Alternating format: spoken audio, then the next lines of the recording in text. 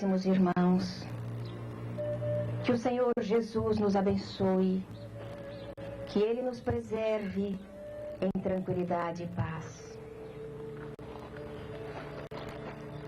Ó solitário viandante, companheiro de jornada, que estás à margem da estrada, cansado, triste, abatido, eu te convido nesta hora para o aconchego da prece, que reanima e fortalece o coração combalido. Pare um instante, repouse, volve os olhos para os céus, esquece tudo e pensa em Deus, nosso Pai de imenso amor. Tudo reflete o seu nome, tudo lhe canta louvores, desde o inseto às flores, até o ser superior.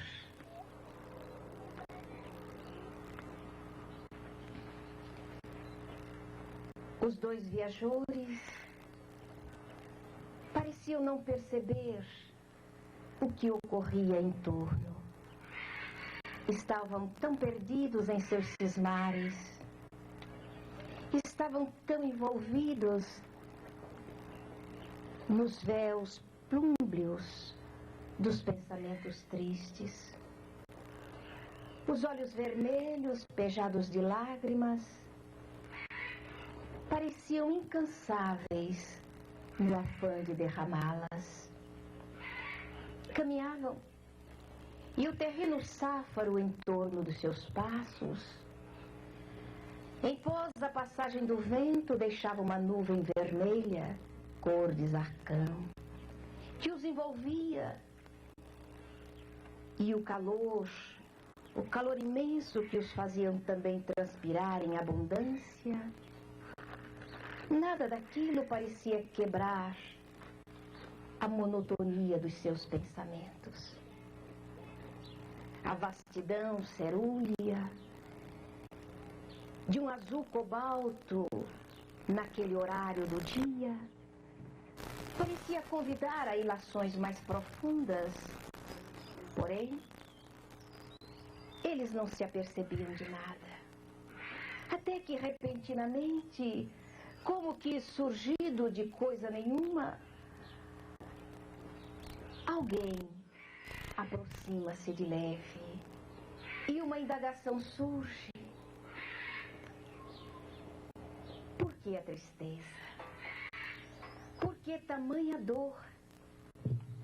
A voz é cantante, suave, doce como um poema. Pareceu envolver naquela solidão e naquele silêncio a alma daquelas duas criaturas. Ergueram inopinadamente o rosto, ambos, e tentaram fixar o rosto do viajor solitário que ali se encontrava. Não conseguiram perceber-lhe o semblante, coberto que estava pelo capuz. Mas a pergunta ainda estava vibrando no ar. Por quê? A resposta chegou tranquila, muito mais tranquila do que poderia imaginar-se no semblante sofrido daqueles caminhantes. Naturalmente o senhor deve ser um estrangeiro nestas terras, porque a indagação é tão fora de propósito. Será possível que haja alguém que não saiba a razão do nosso sofrimento e da nossa dor? Os acontecimentos dos últimos dias marcam profundamente a história da nossa vida. Muito natural que o véu da angústia tenha descido sobre a nossa alma e os nossos olhos, como cataratas, não se cansem de lançar as lágrimas do sofrimento e da dor. Porventura essa dor pode ser nomeada? Ora, naturalmente que pode. Nós, até bem pouco tempo atrás, éramos discípulos de alguém especial. Éramos discípulo de um mestre cuja palavra, cuja ternura e cujo amor envolveu-nos a alma numa ternura imensa e tão profunda que acreditávamos nunca mais ficaríamos órfãos. Inopinadamente, a foice do destino ceifou essa vida e levou com ela todas as nossas esperanças e todo o consolo da nossa alma. Jesus, o mestre nazareno, o pastor das nossas almas, foi crucificado, foi morto, e o seu corpo se encontra no sepulcro, e nós estamos órfãos. Foi-se o pastor, e as ovelhas se encontram tresmalhadas, perdidas, sem um redil onde se possam aconchegar. E por essa razão sofremos. E as mãos foram levadas à face, e o soluço eclodiu do peito. E então a voz do viandante ergueu-se cantante naquela tarde luminosa, encantadora, apesar do terreno desértico, apesar da poeira, apesar de tudo. Ah, nécios e tolos que são, que se perdem em angústias e cismares, enquanto toda a vida estua em torno dos seus passos. E aquele homem começou a discorrer a respeito da história do povo hebreu. Havia tamanha cultura e conhecimento na história que se derramava daqueles lábios, que os dois discípulos se quedaram extraordinariamente tocados pela voz daquele homem. Começou a discorrer desde a partida de Abraão das terras de Ur, atravessando os rios Tigre e Eufrates, para jornadear em busca das terras de Canaã, a terra prometida, ouvindo as vozes dos céus que o estimulava a marchar. Depois começou a discorrer a respeito dos demais patriarcas. Deteve um instante na história de Jacó, que veio mais tarde a dividir o povo hebreu em 12 tribos, e que deu um cunho diferente à história daquele povo, modificando inclusive a sua nomenclatura.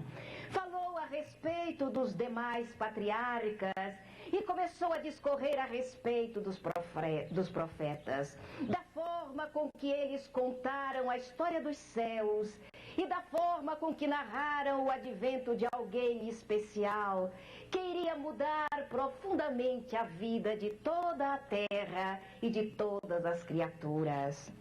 Moisés teve um espaço especial na narrativa do viandante solitário. Falou a respeito daquele homem que, depois de viver parte da sua vida no palácio de Faraó, escolheu tornar-se escravos para melhormente sentir a história e o sofrimento do seu povo, e o esforço sobre-humano que fizera para libertá-lo do jugo dos egípcios. A trajetória durante 40 anos pelo deserto, em que estabeleceu leis inexoráveis para modificar a cerviz daquele povo que deveria unicamente servir a Deus. Aqueles 40 anos marcados por lágrimas, por gotas de sangue, de gemidos e sofrimentos, nos lábios daquele homem que narrava com mestria, ganhava um sonido especial. Depois de eles estarem agora estabelecidos, eis que a história começa a narrar o futuro advento do Rei da Luz, do Rei Solar, daquele que viria instalar na terra uma luz que nunca mais se extinguiria. E a história de Jeremias, o profeta da paz, a história de Malaquias, Isaías, que tão bem marcara o advento do precursor nos lábios dele, ganhava uma tonalidade, um colorido e um frisson que tomava conta da alma daqueles dois ouvintes, privilegiados ouvintes. Chegou até a narrar o posicionamento da cidade de Belém Efrata, a cidade do rei pastor, a cidade onde surgira Davi e de onde surgiria também uma luz que iria iluminar para sempre o orbe e o coração das criaturas. E a magia daquela voz realmente parecia embalar o coração daqueles homens. As lágrimas secaram e o estupor, crescendo paulatinamente, ia fazendo com que eles tivessem o desejo de permanecer ao lado daquele homem para sempre, porque a sua voz os embalava. A sua voz era como o cântico de uma mulher que acaba de ser mãe e embala nos braços o filho da sua ternura. Havia modulações tão profundas e tão estranhas que eles poderiam dizer que havia naquela voz todo o mistério do encantamento da vida. A voz daquele homem os arrebatara para os cimos, carregando-os nas nuvens e permitindo que eles pudessem sentir Deus no embalo daquela vastidão imensa onde os mundos, como um magnífico concerto, falava ou cantava o nome de Deus.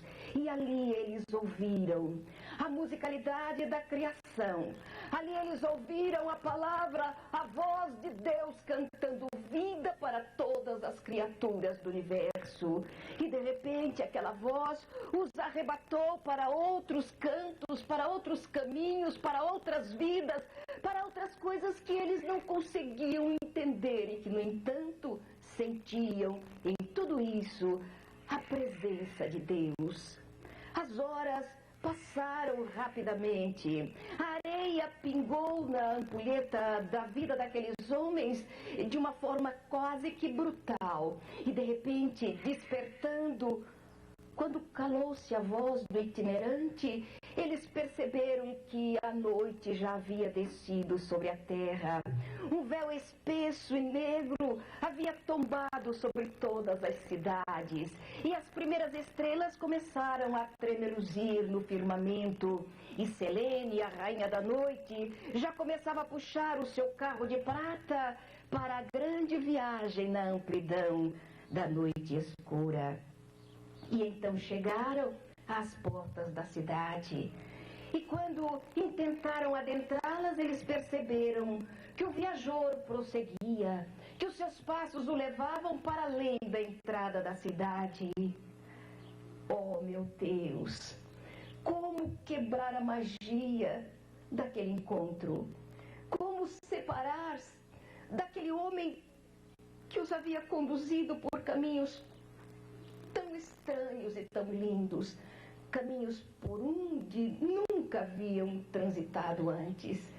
E então, um deles, estendendo as mãos, tentando segurar aquele viajor, ergue a voz para dizer: Senhor, Senhor, o dia já declinou, já é tarde, a noite desce. Ele não podia quebrar a magia, o encantamento daquela companhia. Fica conosco, Senhor. Fica conosco. A súplica, em voz quase que em surdina, era arrancado das fibras mais sensíveis do coração. Fica conosco, Senhor. E a outra voz se ergueu no silêncio da noite para dizer: fica conosco, Senhor. E ele aqueceu. Adentraram as portas da cidade. A casa simples que os iria albergar já estava com a mesa posta. E como convidado especial, tomou assento na cabeceira da mesa. O pão simples e pobre lhe foi oferecido e ele o partiu para oferecer aos comensais da mesa.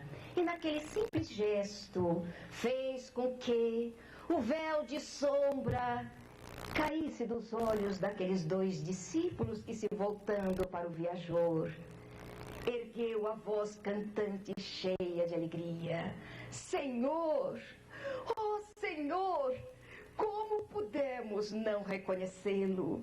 Como pudemos caminhar tantas horas ao teu lado, Senhor? sem descobrir que estávamos contigo.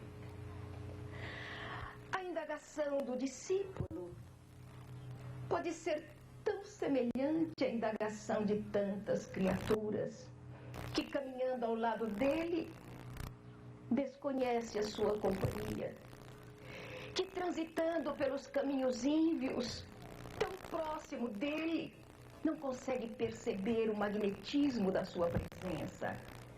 Ou como aquele viajor das praias que, estando nos braços dele, dentro da amargura da sua dor, do seu sofrimento, ou dentro do egoísmo da sua solidão, não conseguia perceber-lhe os braços ternos a ampará-lo. Qualquer um de nós. Era o mês de dezembro. A cidade do Rio de Janeiro estava encantadoramente ajaezada para esperar o dia magno da cristandade. Havia ruídos pelo ar, havia música vibrando no éter, haviam luzes que piscavam, acendendo e apagando, falando que algo especial estava por acontecer. Havia o som de sinos que bimbalhavam, havia cântico de pássaros também. Era uma manhã linda, encantadora, como muitas manhãs do nosso orbe, que a maioria das pessoas costuma dizer que é um vale de lágrimas e de dor, mas para nós representa, oh meu Deus, um vale de esperanças, um vale luminoso, onde todos nós temos a oportunidade de reciclar os acontecimentos do nosso cotidiano, parar para maturar a respeito dos nossos passos e modificá-los no contexto da busca da evolução.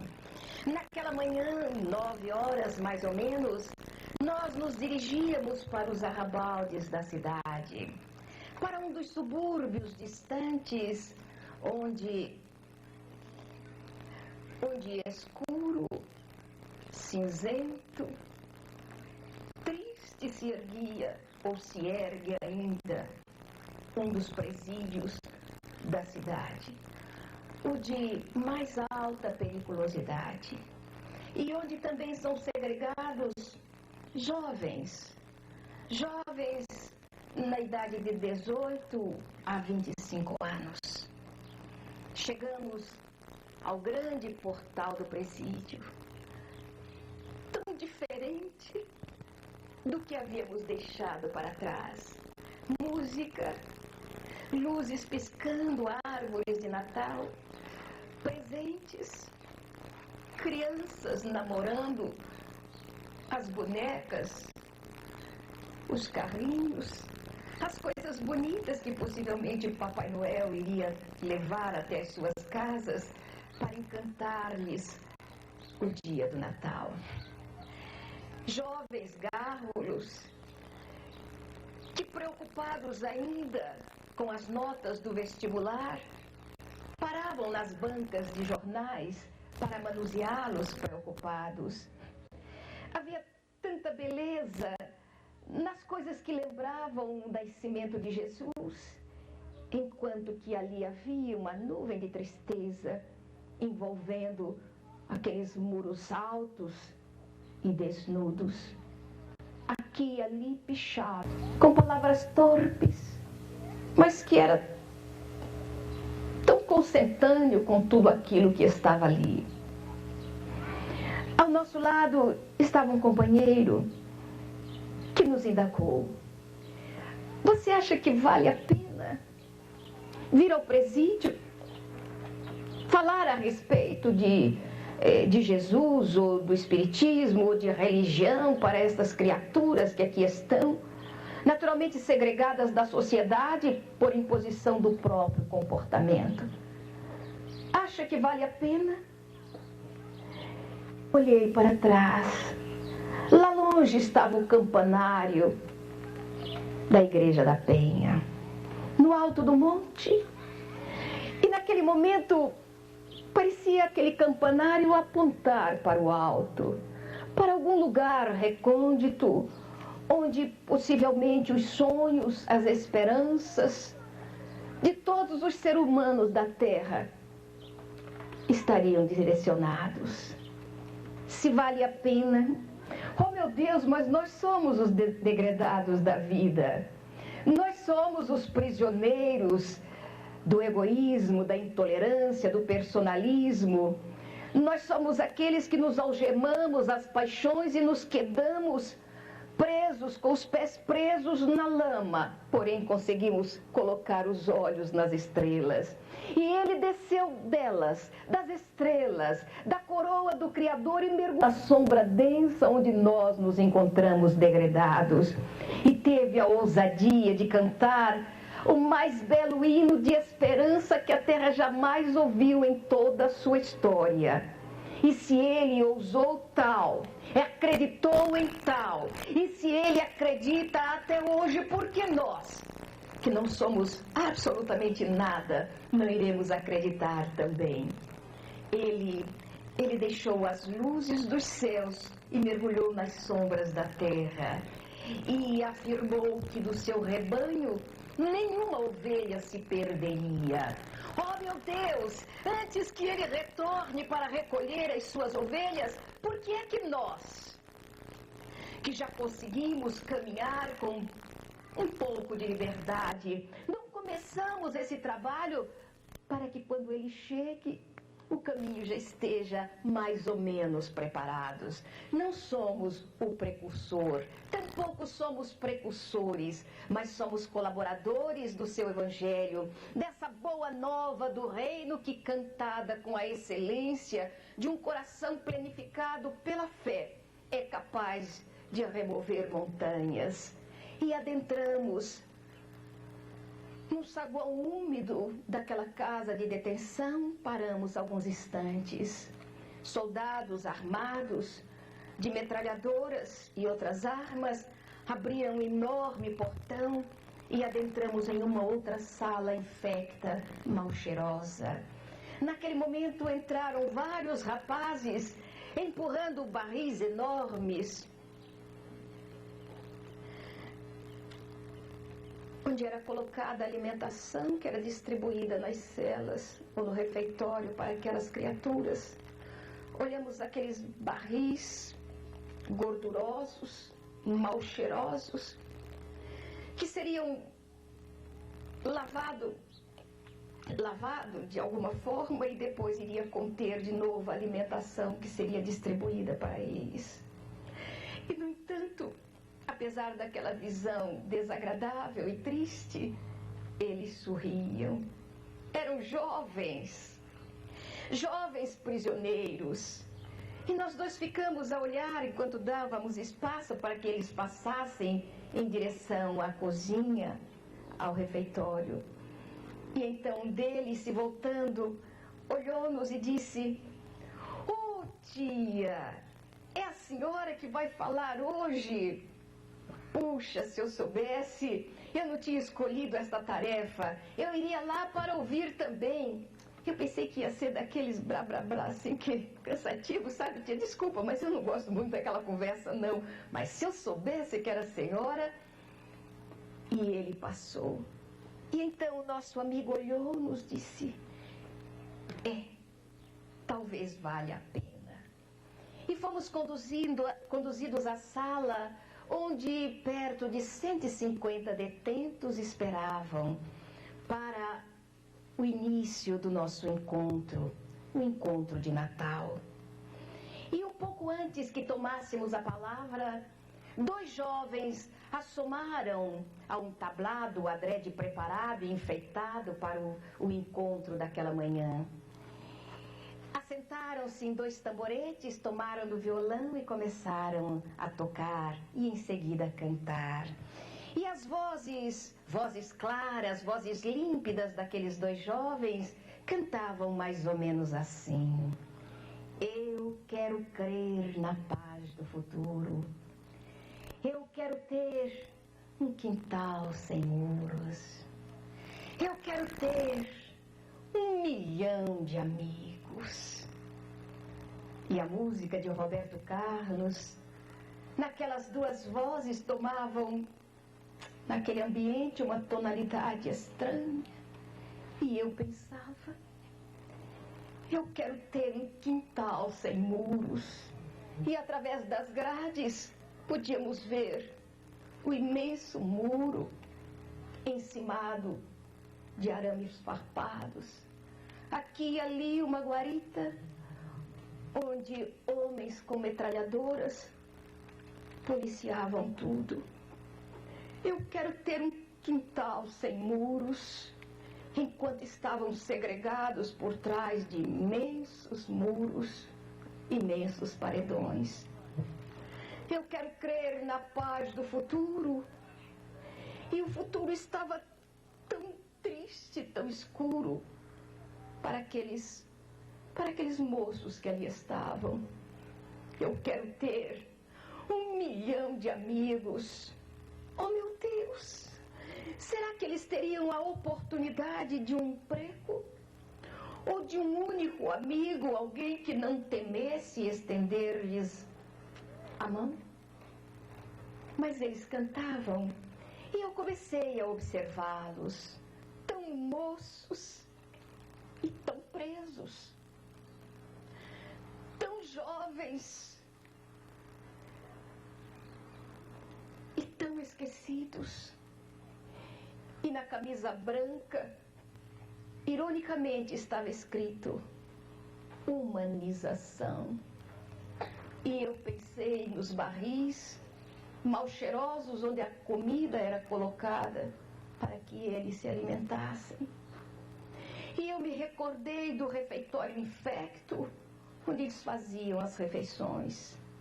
E eu me recordei de ter visto na televisão as celas estreitas, que mal daria para 2 pessoas ali quedar-se, e onde muitos se acotovelavam, colocando pernas e braços através das grades.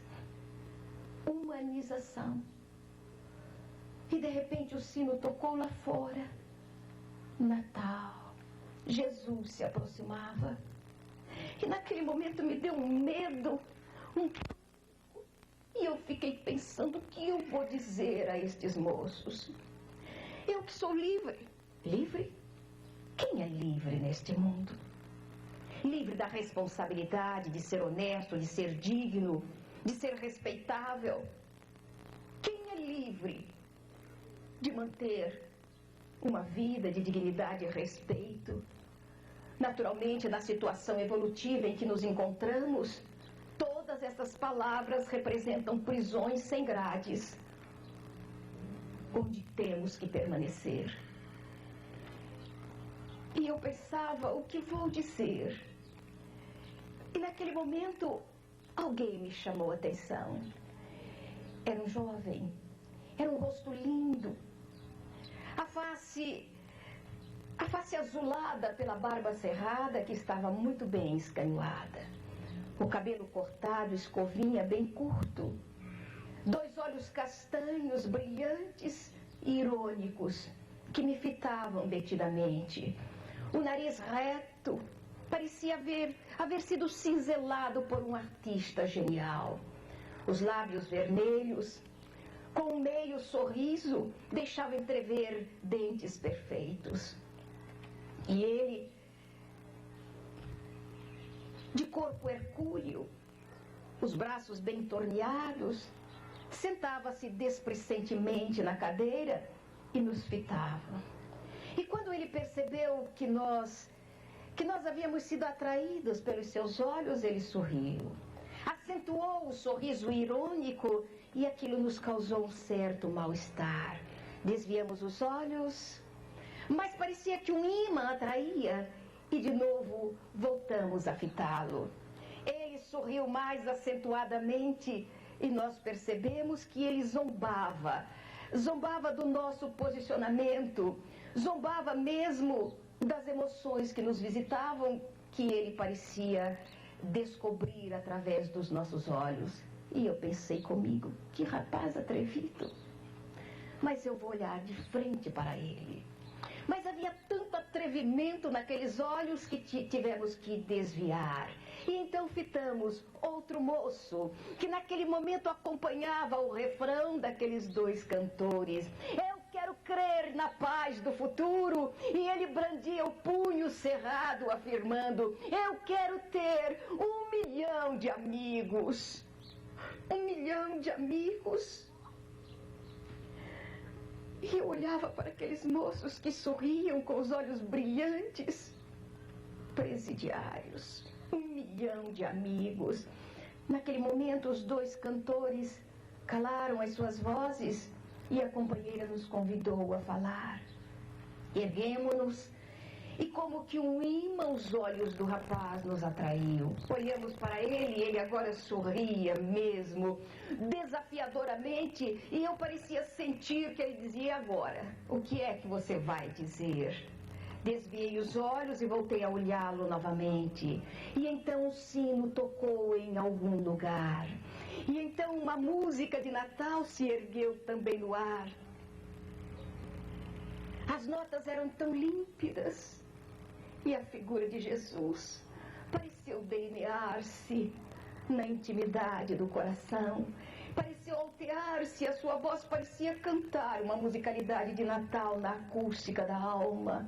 E nos recordamos dele e penetramos as terras da Palestina para falar-vos a respeito dele, do seu pensamento de ternura, do seu pensamento do amor. Começamos a falar a respeito da esfera crística que se aproximou da terra, dos milhares e milhares de corações apaixonados por ele, que mergulharam na vilegiatura carnal exatamente para compartilhar com ele da expansão da boa nova do reino. Todos aqueles que marcaram profundamente as páginas do cristianismo através de uma dedicação total ao pegureiro divino. Recordamos então todos aqueles que partilharam, que foram comensais da sua mesa, e que no primeiro impacto fugiram no momento terrível da sua prisão e da sua crucificação, mas que depois, tocados pelas suas lembranças, retornaram para entregar a própria vida, honrando a lembrança dele. Recordamos então aqueles que desceram aos circos e que elevavam as vozes ao empíreo, cantando hosanas a ele, na certeza da continuidade da vida e na certeza também de que ele não houvera deixado órfão as suas ovelhas na terra. E cantando entregavam a vida para que aquele sangue generoso ali derramado fosse mais tarde multiplicar-se em miríades de outros corações dedicados a Jesus. E a hora correu célere, enquanto a lembrança vagava em torno dos passos do divino amigo. E encerramos a nossa exposição e nos sentamos. Havia um silêncio imenso no ar, até que os moços se levantaram. Depois de aplaudir detidamente, se aproximaram também. Havia tanta emoção naquelas criaturas que nós também fomos tomados por emoção. Volta, volta, tia, volta. Eu volto, um dia eu volto. Oh, tia, que bom. E aquela emoção daquele momento foi envolvendo tudo. E nós nos voltamos para sair, o tempo urgia, tudo ali é cronometrado e a gente precisava sair. Havia uma escadaria íngreme e quando colocamos o pé no primeiro degrau, sentimos que uma mão forte segurou-nos o braço. Voltamos-nos e ali estava o rapaz, de olhos frios e irônicos. Só que ele não nos olhava naquele momento, a cabeça estava baixa e ele disse: a senhora já vai? Já. Poderia me ouvir por alguns minutos? Olhei para a senhora que dirigia a escola espírita naquele educandário, o rei educandário, ou que deveria ser um rei educandário naquele presídio, e ela olhou o relógio. Ainda temos algum tempo. Ele nos puxou para o lado e começou a dizer: eu vou rapidamente contar a minha história. Ele estava nervoso e as mãos estavam trêmulas. Ele não nos olhava. Apenas podíamos ver que o rosto era muito lindo e que a voz era uma voz bem juvenil e bem modulada. E ele: eu sei que a senhora está acostumada a ouvir de prisioneiros como eu, que somos inocentes, que a gente não fez nada, que somos santos, que fomos colocados aqui pela ignorância e pela maldade dos homens. Eu gostaria de não contar uma história assim, mas a minha não é diferente. Eu sou inocente. Eu não sou um assassino. Eu nunca matei ninguém, mas vou matar. Ou talvez não vá, eu não sei. A minha história é tão estranha que até hoje eu não consigo entender as suas razões. Eu estava com 18 anos. 18 anos.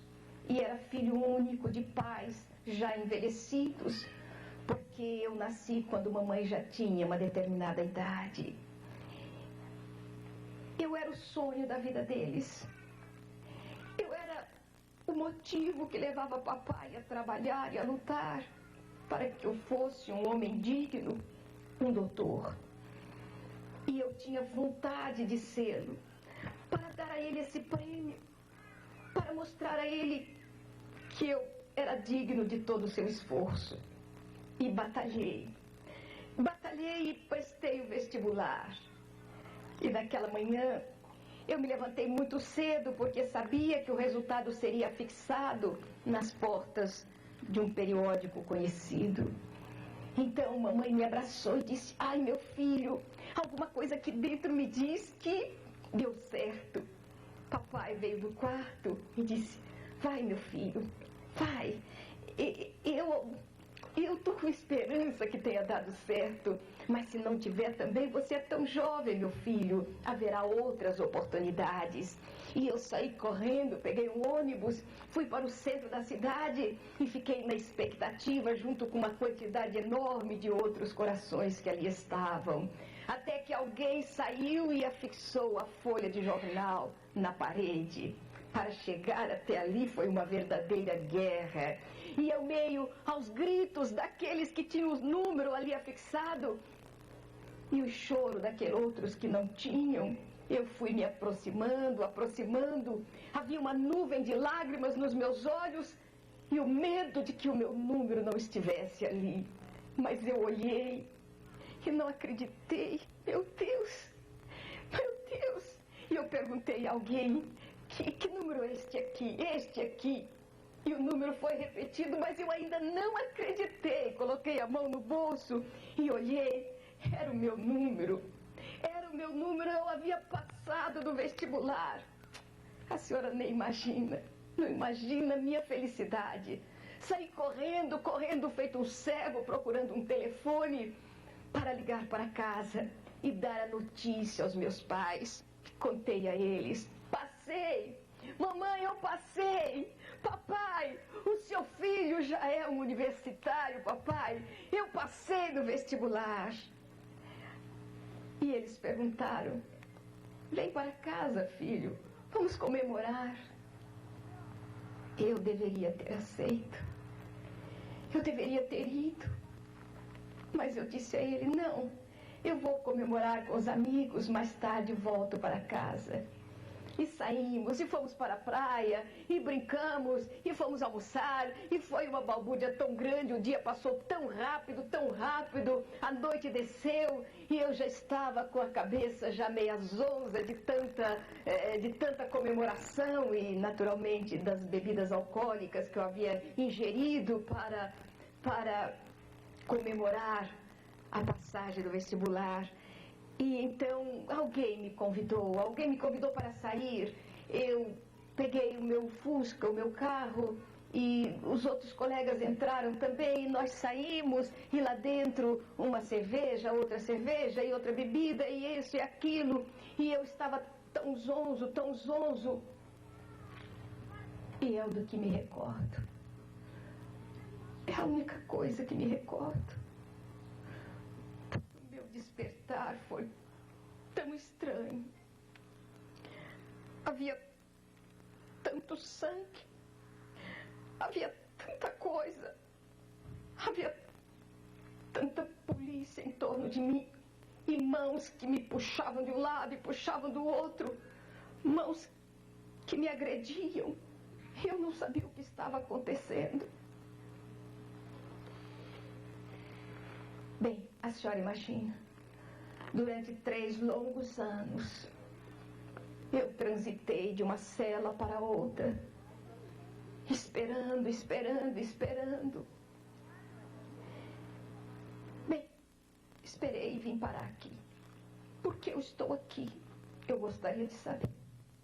Mas neste período que eu estou aqui dentro, o que eu já experimentei, não há como narrar. Eu tinha uma namorada que eu esperava se tornasse minha esposa mais tarde. Soube que casou-se com outro. Eu tinha um casal de velhos, que eram os meus pais, que me amavam. Quando eu fui trazido para cá, a última visão que eu tive deles foi de mamãe encostada na parede do outro lado da rua, amparada por papai, trêmula e gritando: "Oh, meu filho! Oh, meu filho, o que fizeram com você?" E papai segurando-a. Os dois já se foram. O que eu já apanhei aqui dentro, a senhora não pode imaginar.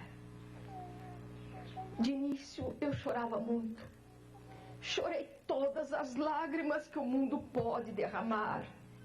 Eu me perguntei tantas vezes por quê, sem resposta nenhuma. Passei por vexames que a senhora nunca poderia, pelo menos em sonho, imaginar que um rapaz possa passar. Mas eu passei. E depois eu fui endurecendo. Um dia eu me perguntei por que chorar. Ninguém vê suas lágrimas. Ninguém ouve os seus soluços, a não ser os colegas de infortúnio que ainda gargalham e tripudiam da sua dor. Não chore mais. Endureça-se. Endureça-se. E eu comecei a fazê-lo, a princípio por fora. A princípio fui criando uma couraça para parar os golpes e para dá-los também. E fiquei forte, muito forte.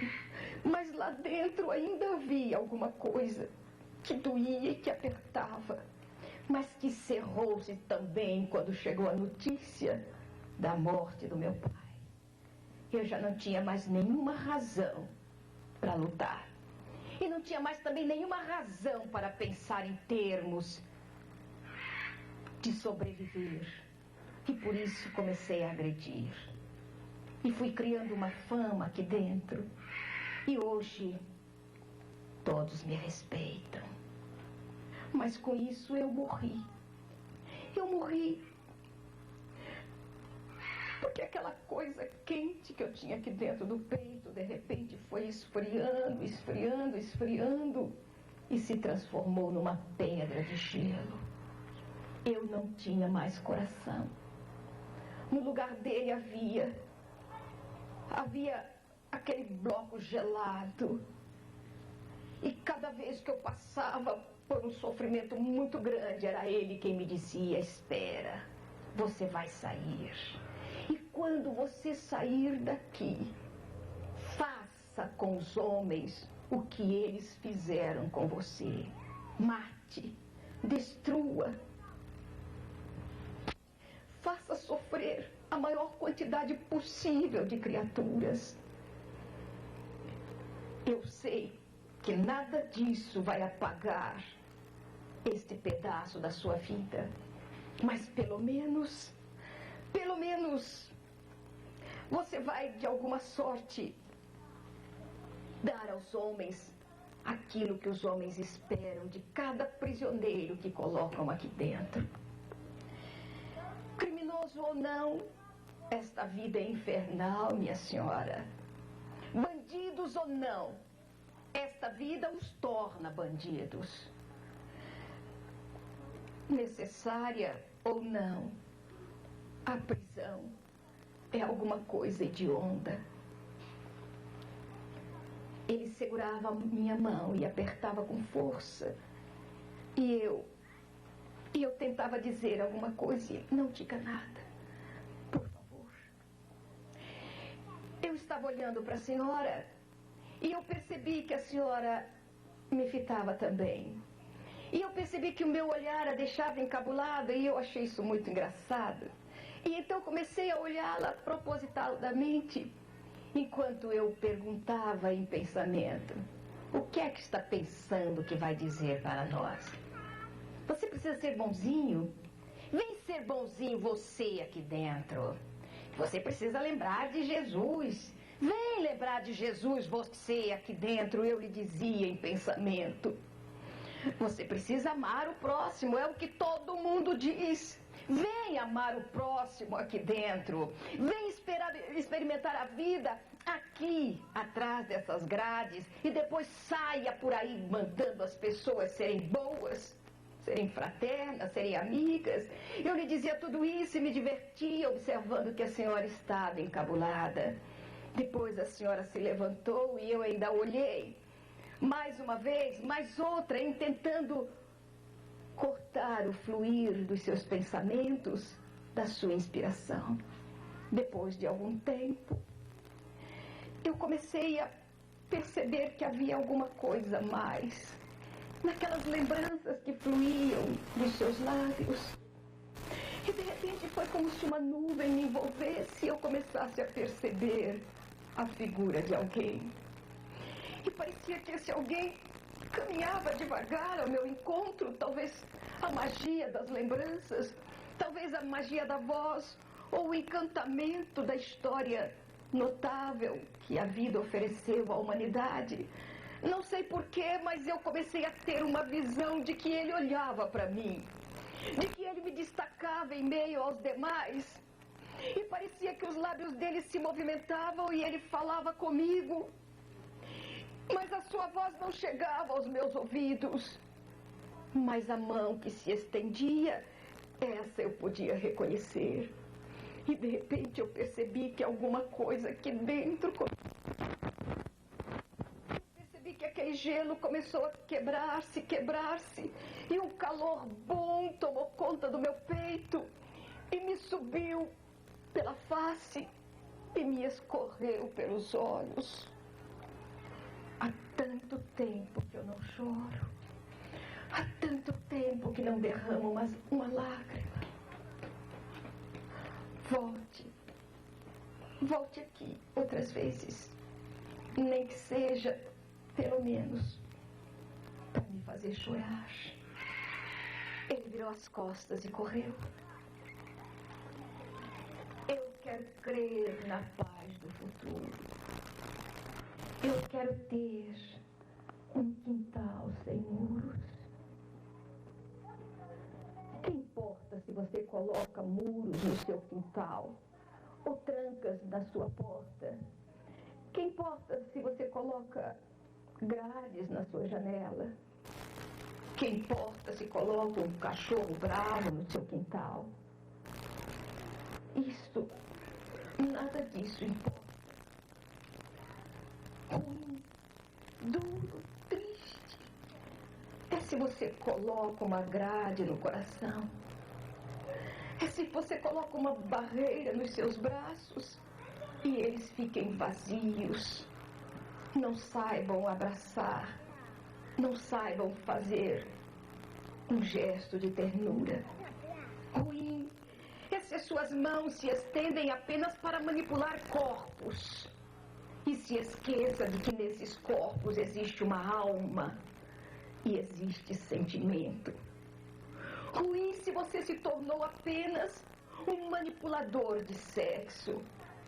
E esquece que por trás dele existe um fenômeno chamado reencarnação. E que representa a justiça de Deus, ofertando aos seus filhos uma nova chance para viver. E para se regenerar também. você, de repente, apagou de dentro de si todos os requisitos da emoção verdadeira e do sentimento bom do amor. Então você está morto. Então você tem um bloco de gelo no peito. Então você não merece ser chamado papai ou mamãe. Porém ele veio à Terra. E um dia, um punhado de vozes se ergueu para dizer: Ave Cristo, aqueles que vão viver para sempre te saúdam. E então a chance e a esperança de novo brilhou na Terra. E quando ele chegou trazendo para nós o verdadeiro sentido de caridade, o verdadeiro sentido de fraternidade, e quando ele se esqueceu dele mesmo para se dedicar ao próximo, e quando ele não se preocupou nem mesmo de entregar o seu corpo à crucificação, ou a ser chicoteado, a ser achincalhado, esbofeteado, quando ele não se importou com nada disso, para mostrar-nos que o seu amor superava até mesmo o ódio daquelas criaturas. E quando ele teve a ousadia de rebentar as pedras do túmulo e sair com a vida abundante, pujante, vibrando em todo o seu ser, e parar diante daquela mulher que era achincalhada pela sociedade para demonstrar que não existe ninguém que esteja perdido no seu rebanho, para dizer a ela que se erguesse e que fosse dizer a todos que ele estava vivo. Ressurrecto, ele se ergue do túmulo para dizer-nos a respeito da vida abundante, que continua além do decesso do corpo. Quando ele teve a ousadia de caminhar ao lado daqueles discípulos que choravam a sua partida, para cantar as excelências da história que fez a história e que continua a fazer, enquanto houver ainda um retardatário, ou muitos como nós, na expectativa do advento do coração do amor dele. Enquanto tantas coisas ocorrem, um dia ele ergueu mais um pouco o véu das revelações divinas e a pleiade do Espírito de verdade, amando dele, trouxe à terra a terceira revelação. A doutrina espírita, que veio sedimentar tudo aquilo que ele já havia falado, tudo aquilo que nós já havíamos esquecido, que representam a mensagem do cristianismo redivivo para nós nas páginas da doutrina espírita. E então as vozes se ergueram para falar, como ele na estrada de Emaús, como ele no cenáculo para os discípulos, como ele para Maria de Magdala. Os mortos se ergueram dos túmulos para falar-nos a respeito de imortalidade, para falar-nos a respeito das múltiplas existências que são múltiplas oportunidades. É tudo isso que eu estou dizendo agora. Nós ouvimos dos lábios daquele ex-presidiário que se tornou espírita a partir daquela manhã próxima do Natal, que ouvindo o bimbalhar dos sinos e a lembrança dele, fez com que fizesse brotar dentro da sua alma a flor perfumada da esperança. Espírita, ele se ergueu um dia para uma das mais notáveis pregações a respeito de Jesus que nós já ouvimos, falando de como também os homens vão ressurgindo das cinzas do passado, da dor, da amargura, como a fênix da lenda, ao influxo da presença dele e da voz dele. Mesmo que essa voz venha através de uma tonalidade de outras vozes, mas a presença dele é tão vibrante, tão nítida, cada vez que uma, mais, duas, três, quatro pessoas se reúnem em nome dele, ele se faz presente. E então toma de assalto as nossas almas e nos faz pensar em termos de esperança. Vem, Jesus, vem reflorir os caminhos. Ou então, como dizia a voz dúlcida da jovem que cantava, vem, enlaça-me em teus braços. Oh, Jesus, Talvez a gente não consiga sentir os braços dele nos enlaçando, mas o seu filho pode sentir os seus braços enlaçando-lhes o corpo frágil. Mas o seu filho pode sentir a sua voz falando-lhe da vida e orientando-o nos caminhos índios do mundo. Mas a sua esposa pode vibrar nos seus braços ao amplexo da sua ternura. E o seu marido pode perfeitamente caminhar ao seu lado, sentindo a sua mão companheira, sustentando-o nos momentos mais difíceis da existência. Vem, Senhor, vem reflorir os caminhos, e Ele retorna. Cada vez que você é capaz de perdoar, cada vez que você é capaz de desculpar, e cada vez que você sai do reduto aconchegante do seu lar para dedicar um espaço do tempo da sua vida para outras criaturas. E cada vez que corações erguem espaços como este, onde aves sem ninhos, aves em plumes, que escaparam do aconchego do lar e tisnaram essas mesmas asas em plumes nas viciações do mundo e param sem esperanças. E de repente, haja Cristo e a esperança renasce. Cada vez que a gente adentra um local como este, Jesus retorna à terra. E então a gente pode acreditar que é possível um quintal sem muros, é possível a paz do futuro e é possível também 1 milhão de amigos. Aqui se começou com 16 amigos, agora são 20 amigos e mais um outro punhado de corações amigos, estabelecendo um regime de fraternidade nesta terra sofrida que é um vale de esperança. Então a gente crê na paz do futuro. Cada vez que uma voz doce, terna, vem lá espiritual pela garganta de Chico Xavier, ou pela garganta de Divaldo Franco, ou por uma outra garganta para nos dizer: espíritas, meus irmãos. E a gente se recorda de Dr. Bezerra de Menezes, aquele amor feito homem,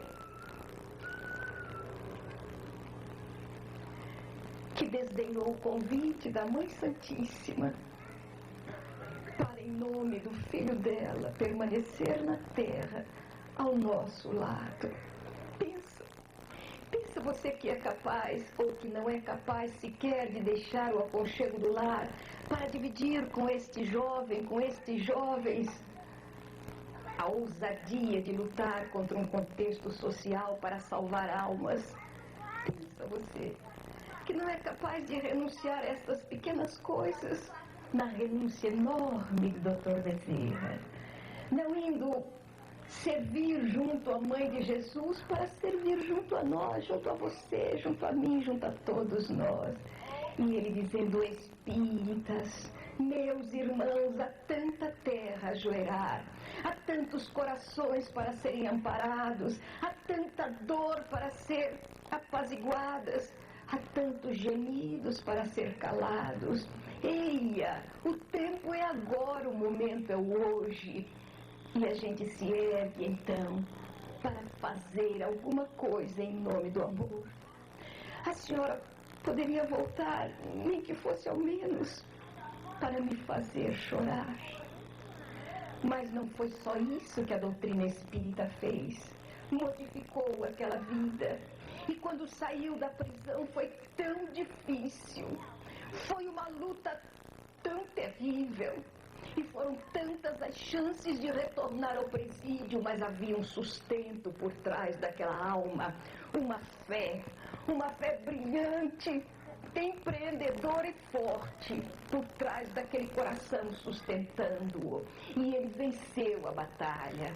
Cidadão, hoje, dentro do mundo, ele participa do mundo, colaborando com o alevantamento da sociedade. É um espírita. E um espírita sozinho é diferente de todos os demais. Se uma andorinha só não faz verão, um espírita sozinho é capaz de mudar a sociedade, é capaz de movimentar uma força telúrica em torno de si mesmo, para levar aos corações a mensagem mortalista que modifica a cerviz da criatura humana. Jesus está ainda na terra, porque enquanto houver um coração que ama, ele estará do lado. Enquanto houver alguém que estenda a mão para levantar um outro alguém, ele estará ali. E enquanto você, dentro do seu lar, amar a sua família, Jesus continuará vibrando conosco. Ó solitário viandante, companheiro de jornada, que estás à margem da estrada, cansado, triste, abatido. Eu te convido nesta hora para o aconchego da prece, que reanima e fortalece o coração combalido. Você acha que vale a pena? Vale. Como vale? Alguém na porta da instituição perguntou também. Acha que vale a pena trabalhar com esses pivetes, esses ladrãozinhos, esses pequenos assassinos? Vale a pena? É possível que na sua visão o trabalho seja baldado, mas eu creio que vale a pena. Quer ver? Fique escondido aqui e ouça uma conversa singular. O molequinho passou correndo, a pele negra, os olhos negros também, que brilhavam, cabelinho encaracolado, agarradinho na cabeça, mãozinhas sujas, pés descalços. Passava correndo e nós travamos o braço. Vem cá, menino. Oi, tia. A tia já não falou para não entrar correndo na instituição? Aqui é a casa de Jesus. Ai, tia, estou com pressa. Pois é, mas anda devagar. Vem cá, meu filho. O que é que você anda fazendo na rua, hein? Ah, tia. Nada não, tia. A gente não faz nada não, tia. Menino, não queira enganar a tia. Eu sei o que é que você anda fazendo por aí. E olha, a tia se preocupa muito com a vida de vocês. Cuidado, meu filho. Ô, tia. E ele levantou a camiseta suja e disse: sem armas, tia. Sem armas. Que bom, meu filho, que você não usa mais armas. Mas tome cuidado. De repente a tia está na frente da televisão e aparece o seu corpo estendido na rua. A tia vai chorar e vai sofrer. É, né, tia? A gente está mudando. Já não usa arma, tia. É verdade, meu filho. Vai tomar sopa e cuidado, menino. Tome cuidado. Ele saiu correndo. E o companheiro saiu de trás da porta e disse: mas ele continua roubando. Sem armas. Oh, meu Deus. Este menino usava armas. Este menino usava caco de vidro, tampa de lata, que cortava feito navalha. Ele abandonou tudo isso. Será que já não é um passo? Será que já não vale a pena? Oh, meu Deus, nós não vivemos de forma imediatista. Se Deus nos dá múltiplas reencarnações, a nós que já temos uma nesga de céu para enxergar a vida abundante, se Ele nos dá outras oportunidades, por que nós vamos querer transformar